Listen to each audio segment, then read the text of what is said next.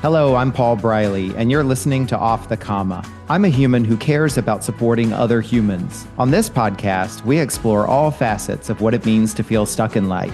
We talk with people just like us who found themselves sitting on a comma and not knowing where to go next. We'll unpack the experience with them, where they've been stuck, what it feels like, what they experienced, and what they learned. My goal is to inspire you by seeing yourself in others. I believe that when we feel more connected and seen, magic can happen. And remember, if you find yourself sitting on a comma in your life, you can also talk to me without a microphone. To explore coaching with me and getting off the comma in your own life, check out my information and book a call with me at offthecomma.com. And I'm also doing something different. I'm curating my own sponsor community, local businesses and professionals who I handpick and who align with our vision here. Be sure to check them out, learn more about them on my website and my YouTube channel. In the meantime, let's get into this week's conversation.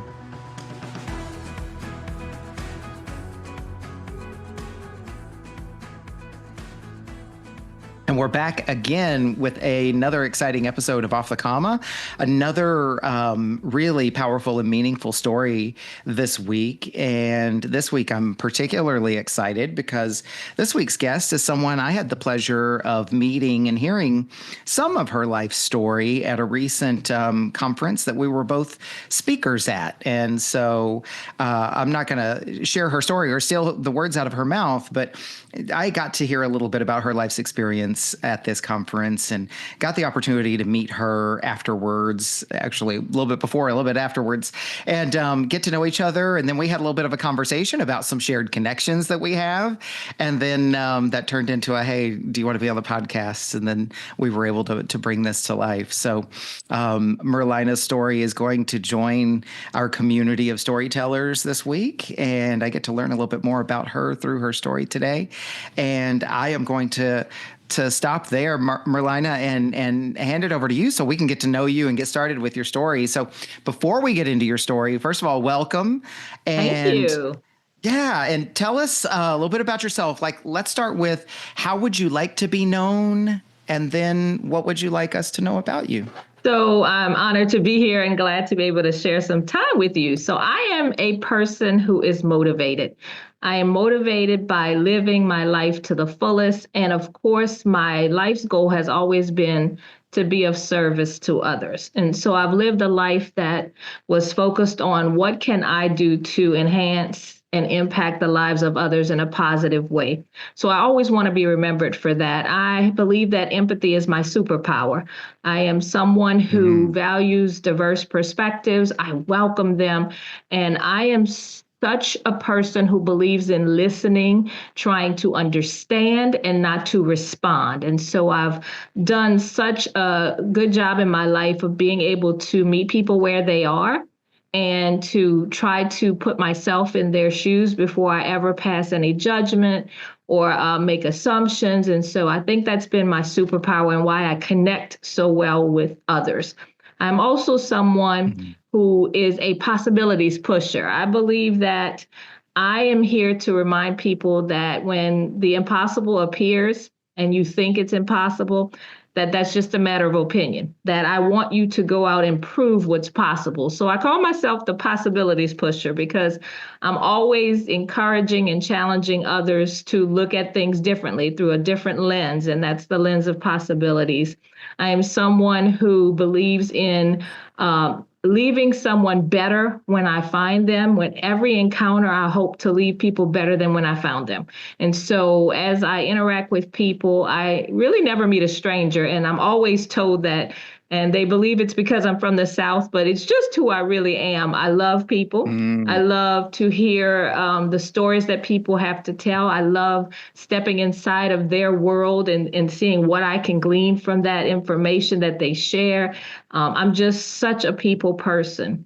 I am also a wife, a very happy and excited wife. I'm a mother of a beautiful daughter, and I have the best title that has ever come into my life about a year ago, and that is as a Mimi. That's what I'm being called by my beautiful new granddaughter. Probably the most exceptional experience I've ever had was to watch her come on into this earth and into this world, and know that I can now do this work in a different way because I want to leave the world better for her. And so I'm an educator. Mm. I've been an educator. I was a teacher, an assistant principal, executive director for over 30 years in education. So I always say it's not what I did as a career, it is who I am. And Mm. I will always be an educator. Even though I am now retired, I'm not tired. And so my Mm. classroom just looks a little differently as I go out and still share knowledge. So that's a little bit about who I am as a person, as a human, and as someone who enjoys living life to the fullest. Mm.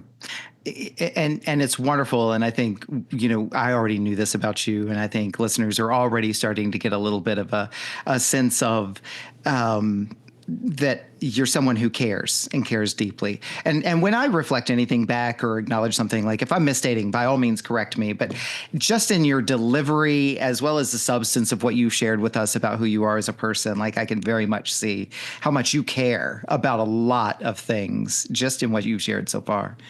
Absolutely. I think that is the reason why my husband's last name that I stole from him, it matters so much because it's Valentine. And I always Mm. tell him, you must have seen that my heart is how I approach everything. It's from the heart. It's, with such compassion and empathy, and that I believe caring about others is what we should all do. And so I want to Mm. model that every chance that I get. So, yes, I believe that is something that I hold dear in my life, and that I will always strive to do that, be someone who just cares about others in the world we live in.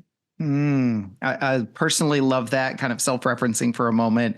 I tend to lead with my heart, and that serves me a good percentage of Yeah. the time. And sometimes it can create difficulties for me. And I don't know how you've experienced that, but let's get towards your story here. In a second, I'll ask the 5 questions, and I know you have had those questions in advance. But before we get there, one of the things I do with all of my guests before we get into their story is, Merlyna, as you look ahead to the next, 35, 40 minutes or so in telling your story today, what intention would you have for yourself?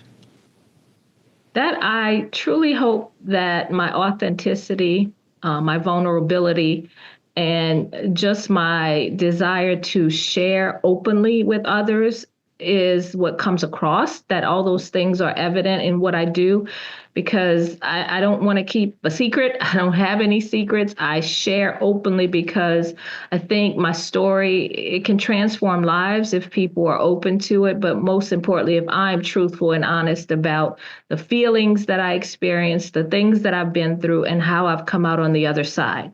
So I hope that I am truly someone who shares in a way that you see my authenticity. It's believable. It's who I am. I'm speaking my truth, and that it's received in a way that others feel, wait, I can connect to that. Yeah, I felt that way too. So I hope that I make this connection with your listeners. Mm. I feel the invitation too. That invitation is authentic and sincere as well. Merlyna, my intention is to support you in your intention today. It's to create a space where you can share your story safely and openly, and that, as you already know, because of kind of the path you're walking these days, that there will be people out there who will see a little bit of themselves in you and in your story. They'll feel a little bit more connected, a little less alone, and in the best of cases, feel inspired and maybe even empowered to go out and do something that they've been wanting to do. Yeah, that's a big goal. That Nice. inspirational piece is important to me. Yeah. Let's start with the first question and get into your story. So, Merlyna, where in your life have you found yourself sitting on a comma? Most definitely, my comma moment where I found myself sitting on that comma would be in August of 2007.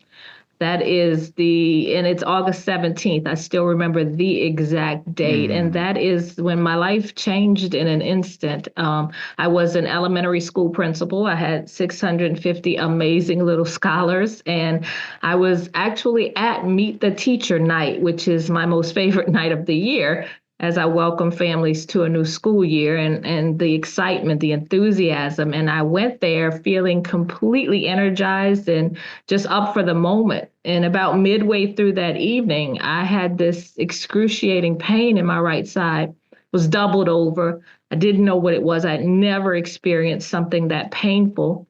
And so my custodian was standing next to me and she said, "You need to get that checked out. I know you hate going to the doctor, especially with school opening on Wednesday, but you better get that checked out." She didn't have to tell me twice because it was pretty excruciating.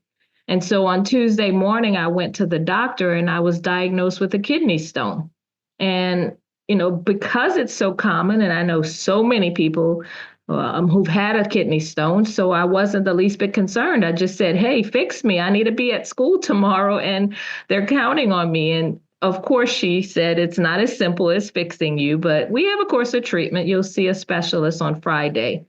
And so I left there hopeful and optimistic that I would be at the first day of school on Wednesday morning. Tuesday night, I just became violently ill. It felt like the worst case of the flu ever. And so I said, I better go and get this checked out tonight just to ensure that I'll be at work on tomorrow morning. Went to the hospital. I spent hours there, no real answers. And then I was finally sent home and told maybe the flu, maybe a virus, and to follow up with my doctor. So I still had the thought in my head that it would be okay in the morning. But Wednesday morning, when I woke up, I could not lift my head off the pillow. I wasn't at that first day of school. And so I went to the second hospital, hoping for answers and figuring out what exactly was going on with my body. I knew I had a kidney stone and possibly the flu, but what was this? And so I spent hours there at the second hospital, no real answers, and then finally being told that I'd be ambulanced to the third hospital where I could receive more specialized care. And just to clarify, this was after Hurricane Katrina hit our area. I'm from the New Orleans area, and so our hospitals were not fully staffed. So I wasn't concerned because I thought, quite, possibly there is no doctor here at this particular hospital, but the next one will actually help me figure out what's going on. At that third hospital, I spent hours and hours and waited and no real answers until finally a doctor said to me, "We're going to ambulance you to our main campus." And I thought, another ambulance ride? What's really going on? And he finally said to me that right now you're in major organ failure. Your heart, your lungs, your kidneys, they are all shutting down, and we're going to be transferring you. And I thought, organ failure? I mean, what's really going on? It was the longest ambulance ride of my life. And when I arrived at that fourth hospital, I heard a doctor say that if they got me there 30 minutes later, I wouldn't be able to share with you all today. And that's the last words I heard. I was put into a 7-day medically induced coma. And my family that fateful night was told I had a less than 10% chance of surviving the night. And that if, and they emphasized the word if, I survived, life as I knew it would never again be the same. And what happened? That kidney stone blocked my kidney. I experienced something called sepsis. The infection was ravaging my body. And so I was in the biggest fight of my life. And of course, I beat that 10% chance of living. I'm 100% here and thriving. I won that small battle, as I call it, because the war, it still rages on. I spent 3 weeks in the intensive care unit on a ventilator. I spent months in the hospital and a long and arduous 2-year recovery just to reclaim parts of my life back. And as a result of the sepsis and treatments needed to save my life, I became a quadruple amputee at the age of 41 years old, losing both hands and both legs below the knee. And so that coma moment happened when I awakened and later learned after much time in the hospital that I would become an amputee, and not a single amputee, but a quadruple amputee. And so in those moments where I heard the word amputation, I had to process that. I felt stuck because I knew no one who was an amputee, and I was about to become a quadruple amputee. And immediately my thoughts were of the things that I love to do in life, spend time with my family and to get back into that school building as principal. And so I Mm-hmm. kept thinking, as this quadruple amputee, what does the future look like for me? How in the world will I be able to do what I used to do? I was Miss Independent. I didn't ask anyone to do anything. If I, even thought for a moment I could do it myself. And now I would need someone to do just about everything for me. I always say that in that moment I was frozen because it felt like I was a toddler again, learning to talk, to walk, to feed myself. The things I used to take for Mm. granted, they were now big hurdles for me. And how would I then find my way back into a building to be a school principal? Such a demanding job. And so I, of course, was stuck in that comma moment of how are you moving forward? What are you doing with all of this? And as tragic as it was, I kept thinking, I can't let the tragedy dictate how I live the rest of my life. I cannot let this be my defining moment. But there were times I didn't know how to turn that around and how I would use it to my benefit. And so I was stuck in that space where would I be able to come back from this? Is this something that Mm. I can overcome? I'm pretty strong. I'm sure you can tell I'm pretty dedicated to whatever it is I'm passionate Mm-hmm. about. But this physical challenge, this healing that needed to happen mentally, physically, spiritually, it took some time for me to process that I don't want to stay stuck here. I don't want to be in this space where I have a second chance at life, but I'm not doing anything with it. That what I've been through means that I shouldn't feel like a victim, but rather I should feel victorious because I made it. I made it back with all my heart. I fought to get back here, but now what? And I think that's where I was kind of frozen and thinking, what do you do now? It felt insurmountable. It felt like that word that I hate to use now, impossible. And I kept Mm. thinking, I cannot believe in the impossible right now. I have to believe in what's possible. And that's where my prove what's possible mentality was born. I am a person of faith. Mm. And so I leaned heavily into that I was chosen for this very different path. But all I could do now was just trust God and figure out how I was going to move forward. I couldn't see past the loss. And to be quite honest, there was a grieving process as though, this big part of me was lost and lost forever. But I kept thinking that there are stages of grief, and I have to work through those stages of grief till I can get to the other Mm-hmm. side of this and figure out what are you doing? What path are you taking? The easy, safe, comfortable path where you're going to sit around and live a mediocre life and just, be okay with not doing and going after your passion and getting back into that building? Or are you willing to take the other path that's going to demand that Yeah. you work hard, that you are dedicated, committed, and you persevere, you overcome, you boldly walk into it? But that side, that path was going to demand so much of me that I had not discovered yet about myself.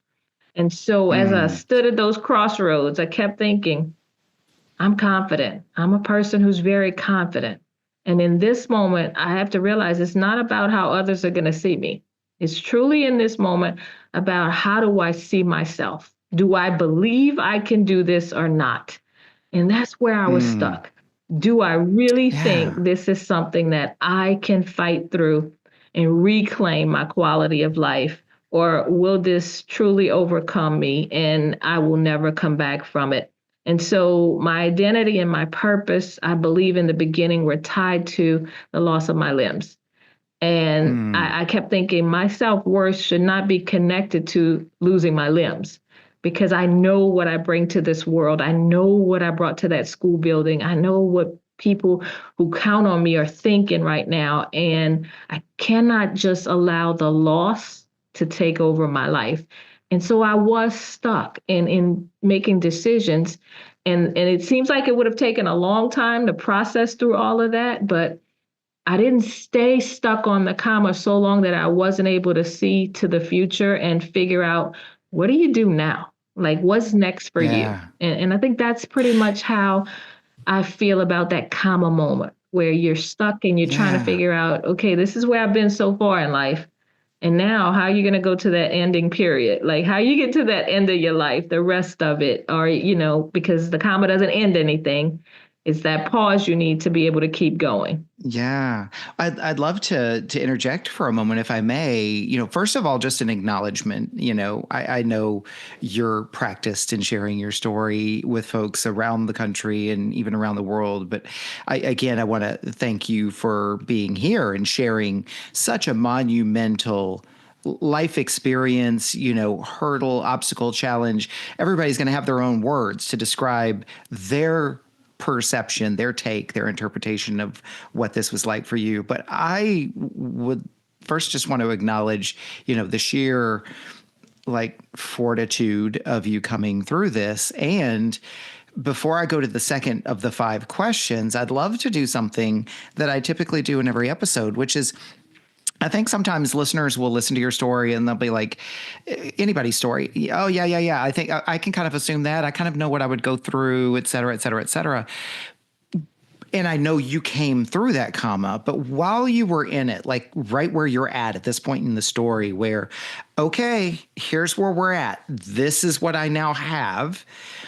What was the thing or things that you did or thought or felt or believed? You've kind of shared this a little bit, but what was it that started to move you in a forward direction? What was that like at a granular level? Like, what did you have to tell yourself? What did you experience? What was that like for you? So that's why I said it could feel like I was stuck there for such a long time, but I moved through the grief and the loss with the help of, first of all, my faith. I'll be very honest with you.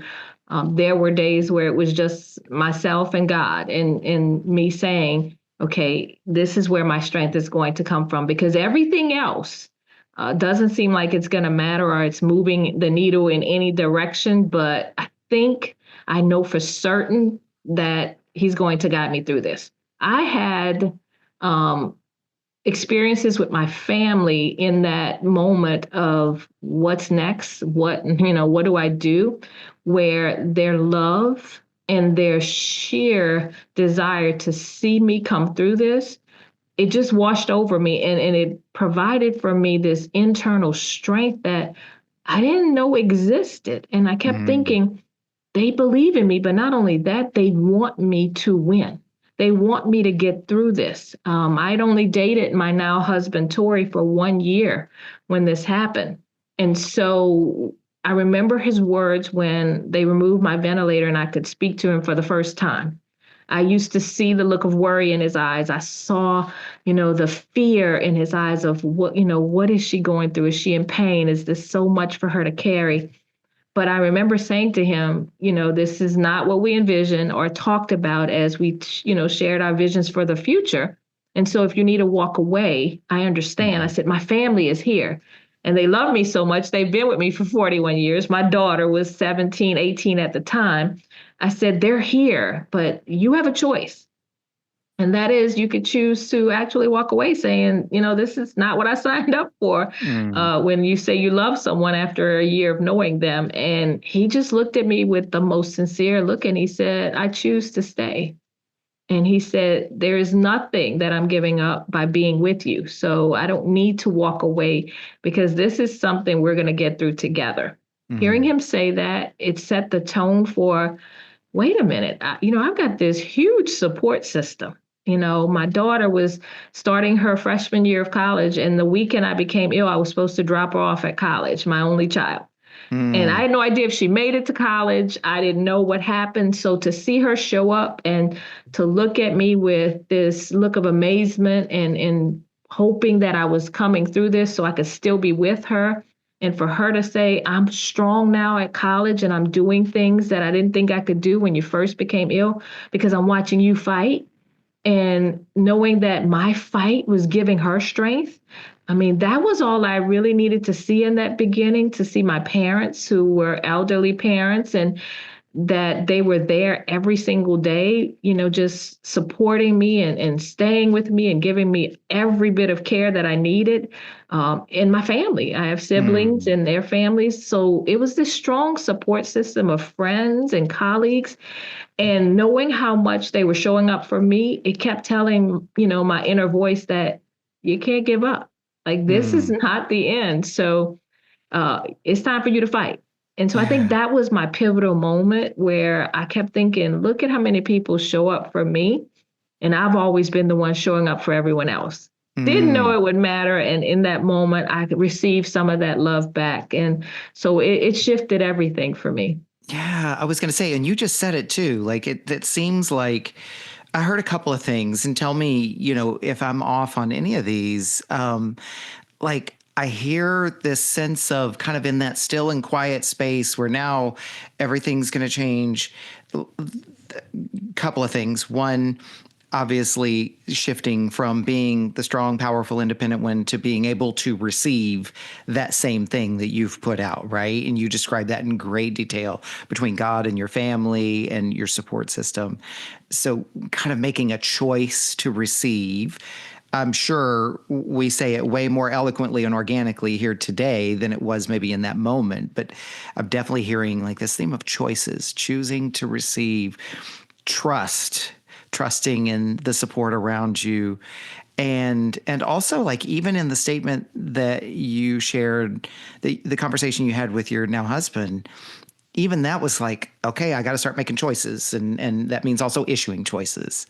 Like kind of sloppily said, but I'm hearing choices, trust, receiving at that stage in your turnaround.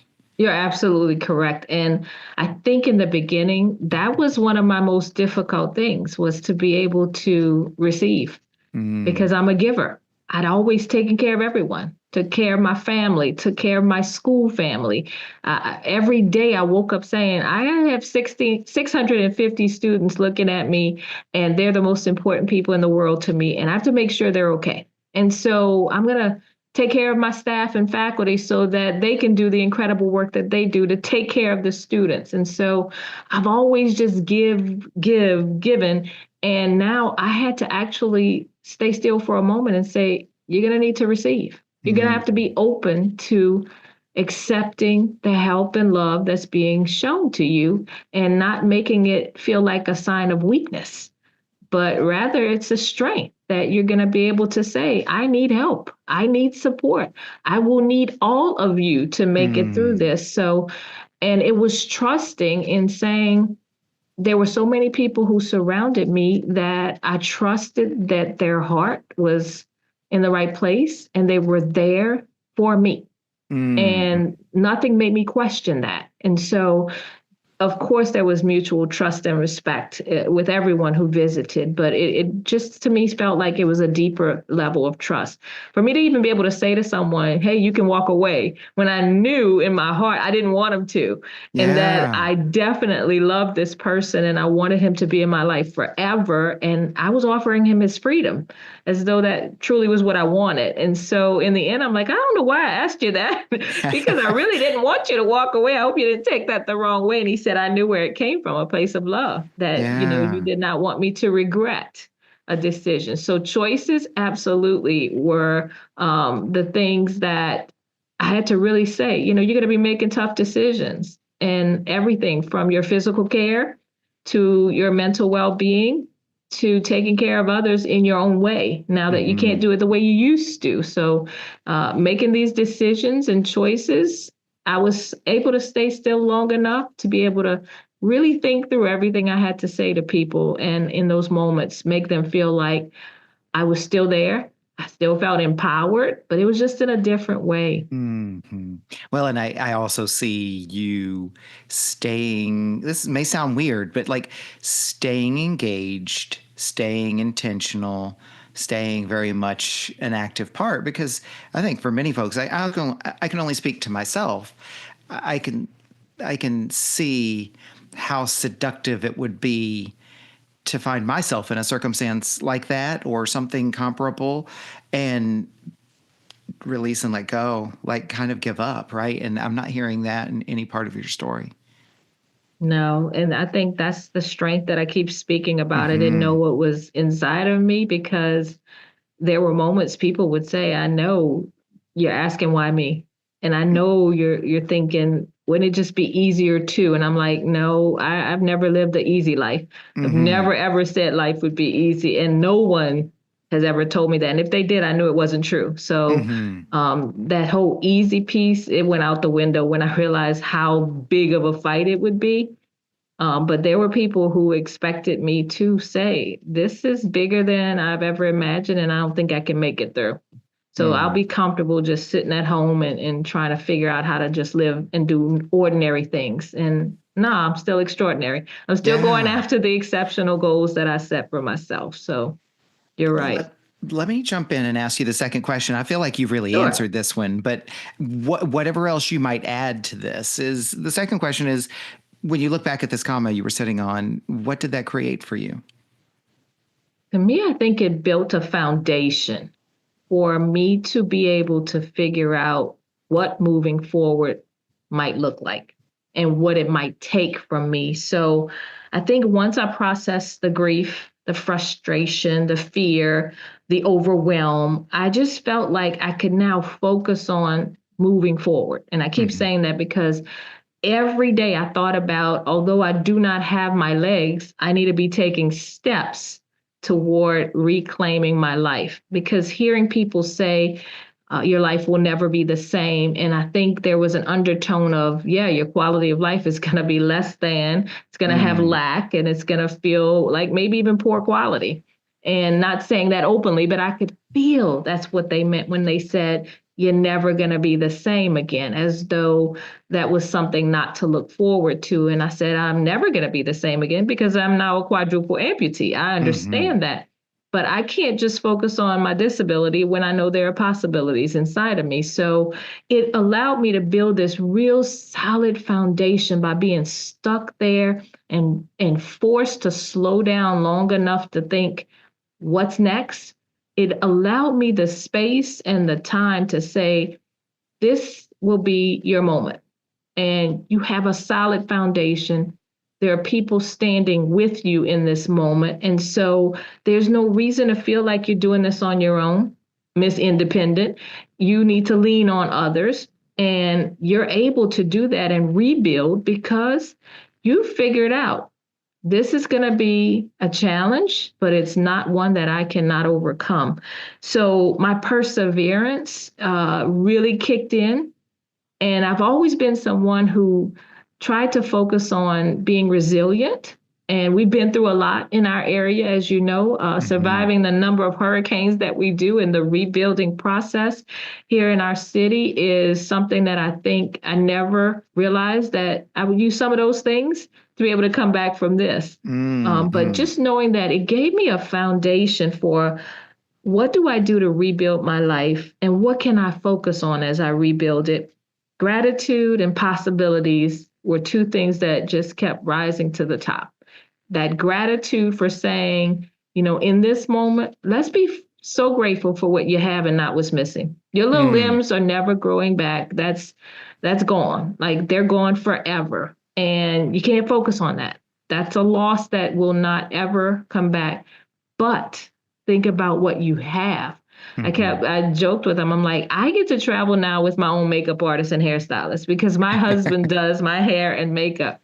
Everybody focused on the loss. And I said, guess what I have gained? I don't ever have to do that again if I don't choose to. And so I started thinking about that gratitude and just focusing on what's possible.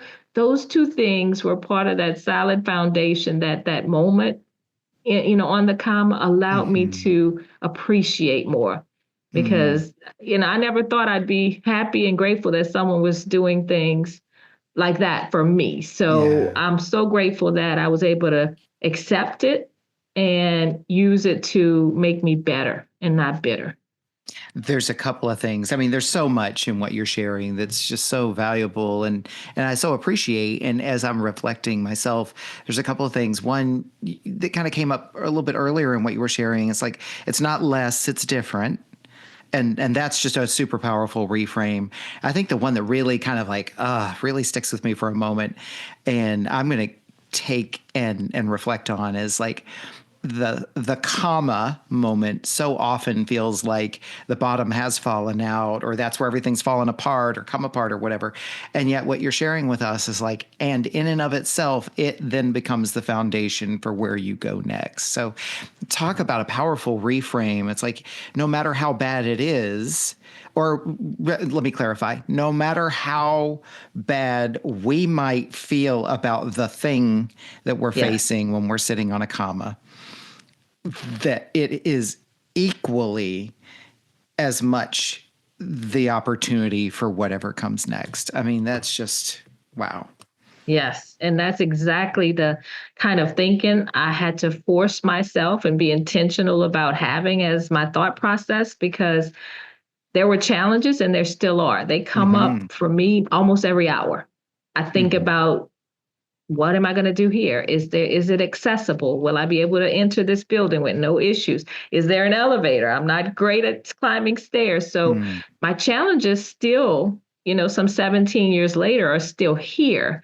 But I have to say, challenges present opportunities for me to prove what's possible. And Mm. so whether it's me doing it alone, independently, or relying on the support system I have, either way, I'm ready for it. And so having that kind of thinking, it empowers me to say, this life that I get to live right now, and I get to live it because it's a very privileged and grateful life, is incredible. And so all those people who thought my quality of life was going to be less than, they had no idea.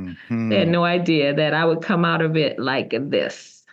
And I love that it proves something too. It's like, even if it is true for someone that it would be less than for them, doesn't mean it's true for everybody else. So like, Correct. even if those two things are true at the same time, like, okay, might be less than for you, but don't assume that it's going to be that for other people. Merlyna, in addition to everything that you've shared so far, because you have shared a lot of learnings, the third question is, what have you learned about yourself as a result of sitting on this comma? Or perhaps even, what do you continue to learn about yourself? I think the biggest takeaway for me, having gone through something traumatic, coming out of it on the other side, but still dealing with the struggles and challenges that it presents in my life daily, which means I will never truly have escaped what caused the comma moment. It is something I will carry with me for the rest of my life as I now walk differently, talk differently, feel differently about everything in life. But what it presents to me is that I have this deep well of resilience in me.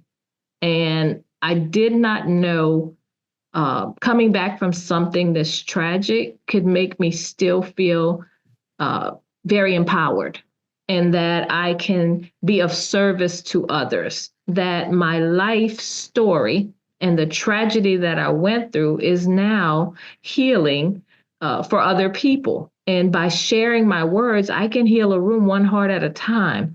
And so I think that's what I've learned about myself, is that we can't always look at those challenging moments and the devastating things that can happen in life, like losing all of your limbs, and not see what is the benefit and how can you be grateful that something tragic happened, and now use that as the way that you reach others.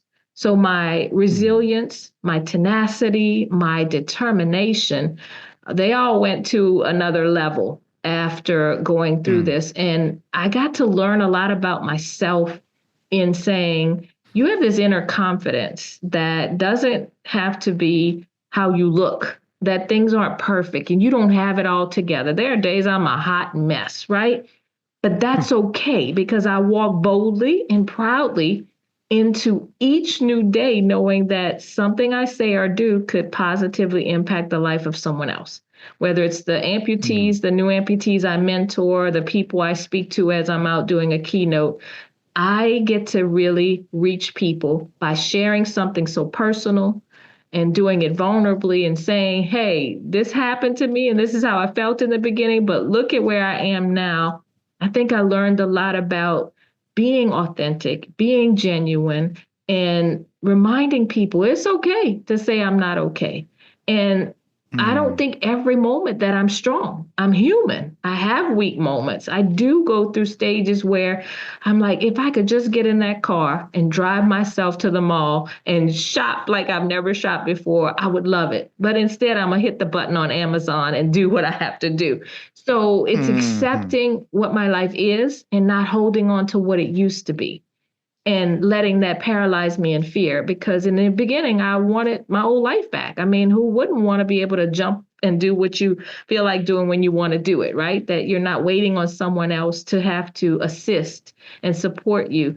But in the end I said, I can't hold on to what I used to do in life because that's gone. And in mhm, holding on to it was truly handicapping me in a different way than my actual physical disability. And so mentally, I had to say, accept what life is and then use it to allow you to feel joyful, to feel grateful. And in doing so, life just it's at another level for me. The happiness that I feel, the joy that I get to experience just by embracing everything, the good and the bad.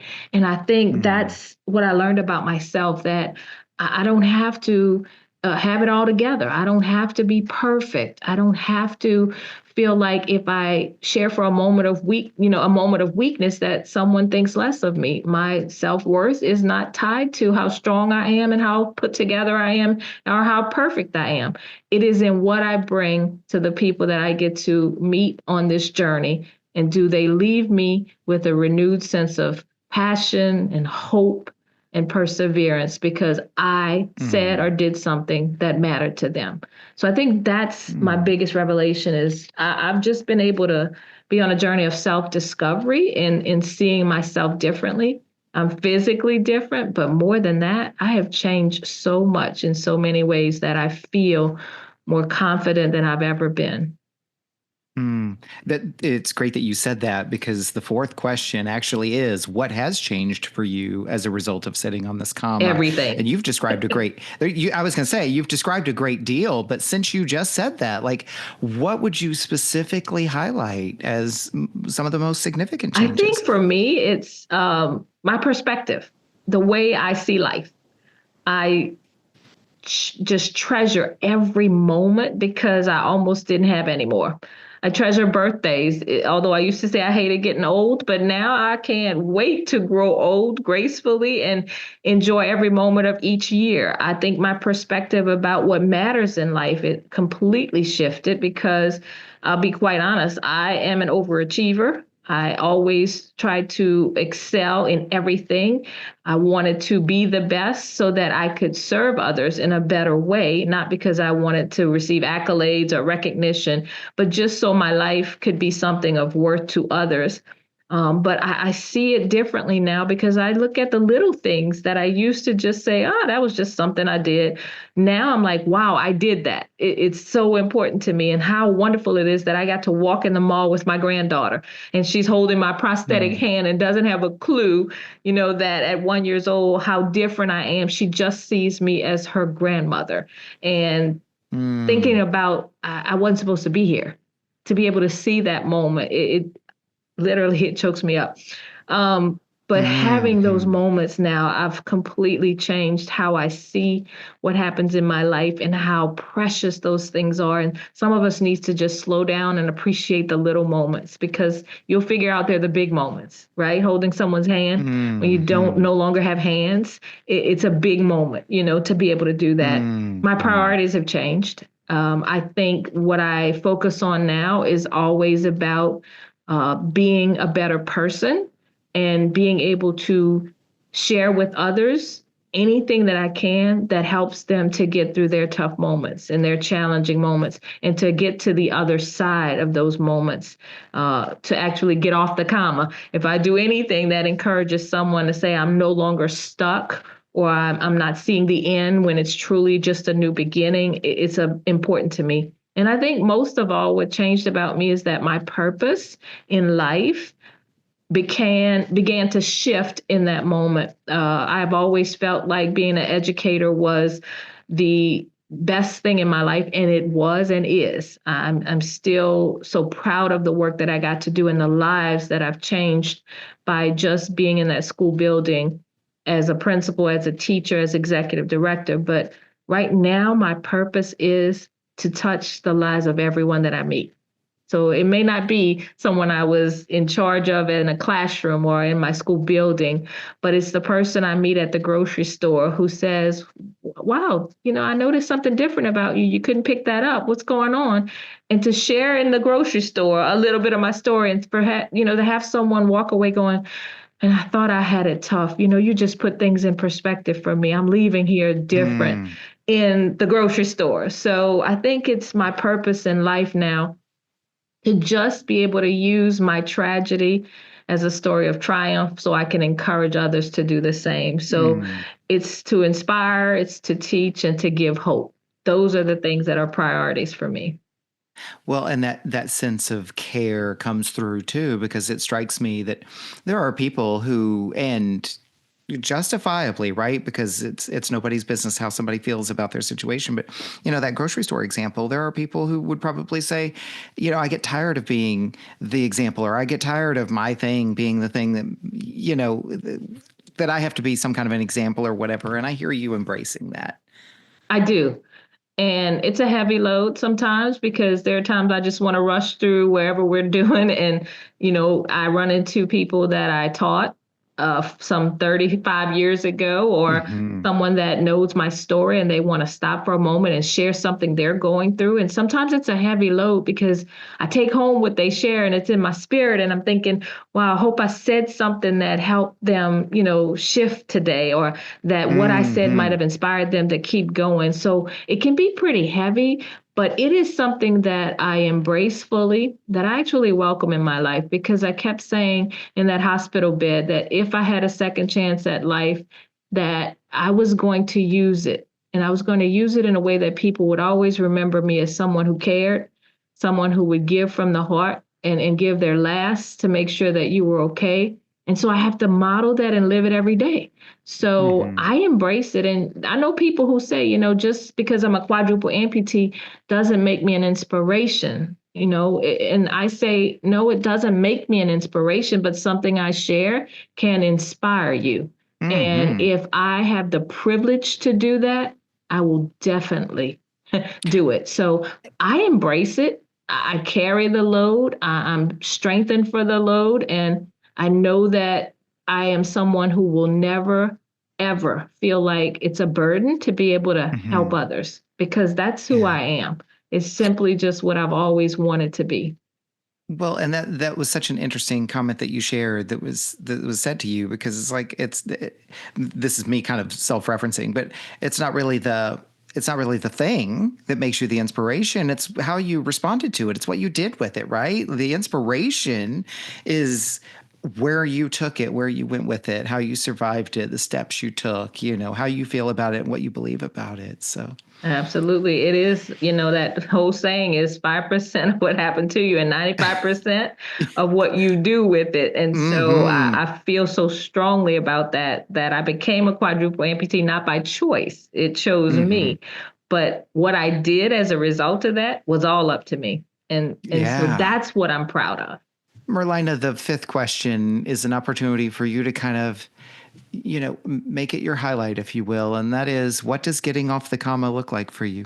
For me, it means that I am embracing whatever happens each day, that I know I encounter challenges almost every hour. I know there are things I'm still unable to do independently, but it does not stop me from living a meaningful and purposeful life. And it means being able to move forward, not knowing all the answers. And something I say may not move you, something I say may not touch you. But what I do is I speak from the heart. And so I do believe that if I show up every day as my best self with the mindset that how do I make this work? And how do I make sure that I am of service to those who look to me, who might need me, who want to use me as their motivation and inspiration? It's for me living what I call my three P's. It's possibilities, it's Mm. perseverance, and it's perspective. And those three P's have empowered me to take on challenges with a strength, a determination, a commitment, and a desire to use them every day. And that's what I've been doing. It's transforming me as I grow, because I'm still growing. I'm still changing. I'm still shifting things in my life. And there are always these moments where I say, that could be something you do a little differently next time. I'm very reflective about everything that I do. At the end of the day, I write down 3 things I'm grateful for every day. And then I Mm-hmm. always sneak in an even better if, because there's something that happened during that day that I say, think you should have done this, and maybe next time try this, because that reflection helps me to feel more motivated and more encouraged to keep going on this journey. I say when I stop learning, it's when I'm no longer here.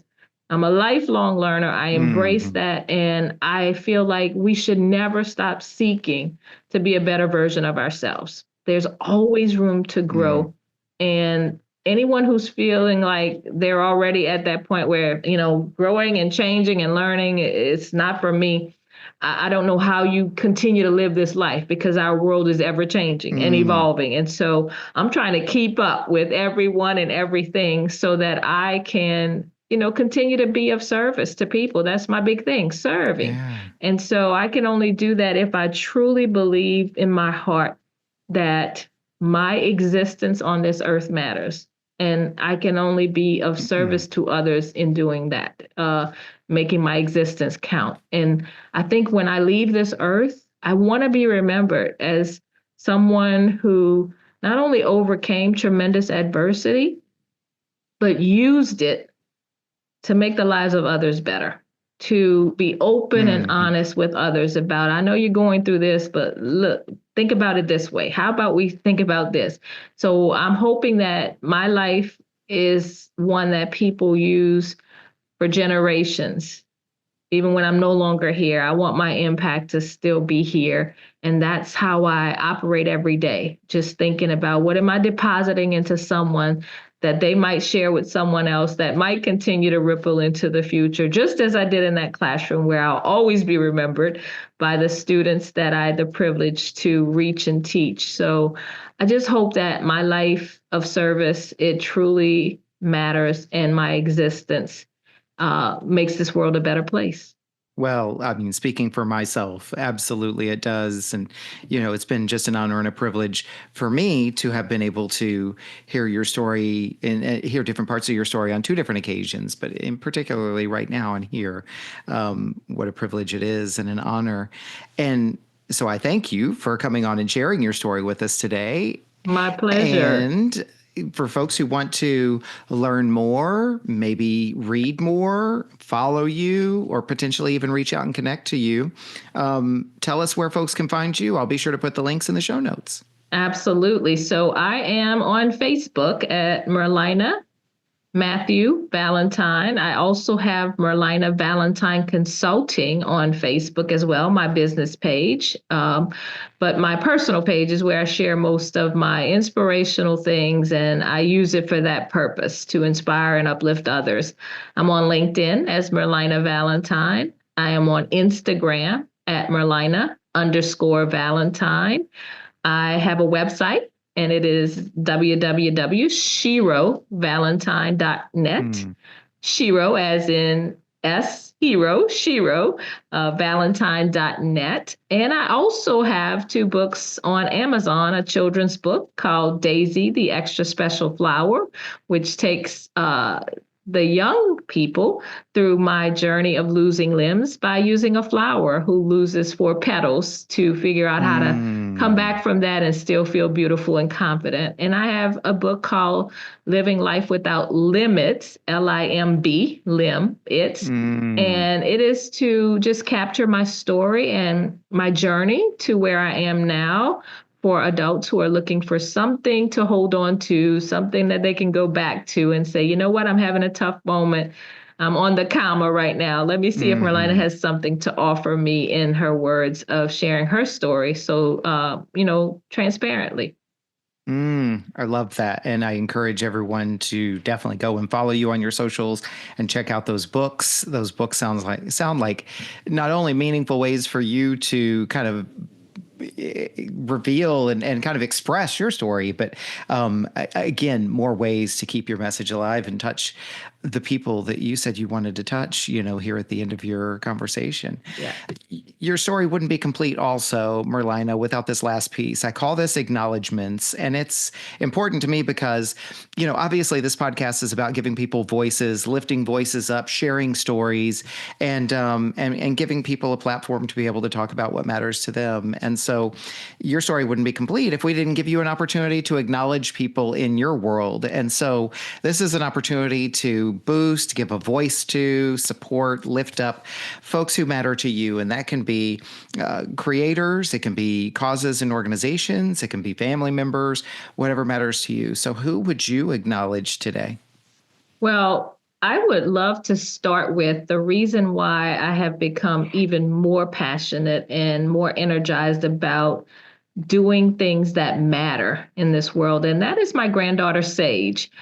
She just turned 1 in October. And because I get to see firsthand the world through her eyes, and in thinking about what will it be like when she is 25, what will the world appear like? And so right now it's made me passionate about doing things to make this world better, because I want her to grow up in a world where she can thrive and be successful, but more than that, find joy. So she's my biggest motivation right now in saying, you have to keep doing what you're doing and changing lives, because one of those lives could impact hers. I have a wonderful husband, Tori Valentine, who is the light of my life. He is the inspiration for me most days, because he is so selfless and does everything to ensure that I am okay, including my hair, my makeup, dress, everything I need done. And so without him, I say we're on this journey together, and that's truly what is keeping me going. And my daughter is absolutely amazing. She is successful, but not only that, she's a great person, a phenomenal woman. And so I'm so proud to be her mother. And then I have my mother, who is the strength and was a 40 plus year educator, who I think put the bug in me that I wanted to be an educator. So I'm forever grateful for that. I have 2 siblings and their families, and they are the support that I need on so many days. And then not to mention, I have a circle of family that I would put them up against any family members. They are unconditional with their love and support every turn that I get. And the friends that I have are the true definition of friends. I mean, some we've been friends over 45 years. So I hold my circle close, but I am very, very fortunate and blessed to have a true surrounding of people who care about me and my well-being, and they allow me to be me. And they only are my biggest cheerleaders because they want to see me win.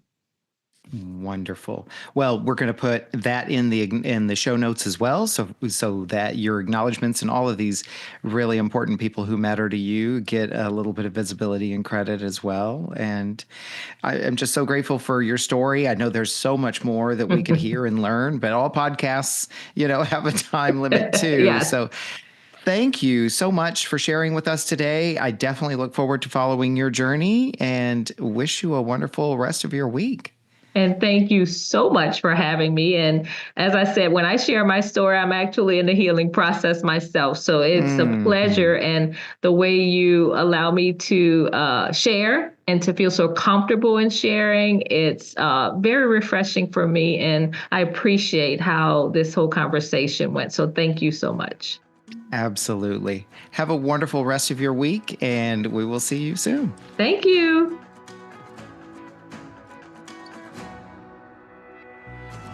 What an honor it is for me to witness these powerful stories. I hope you feel the same way too. Think about what you learned from this conversation. What stood out for you? What challenged you? What inspired you? And I encourage you to write it down in some form of journaling and reflection. Surprises can reveal themselves to you when you do this. And if you were moved by today's conversation, pass it along to someone you care about. Let's spread the word. Let's continue to build connection. And if you do discover something you'd like to unpack further, book a call with me and let's talk about it. My links are in the show notes.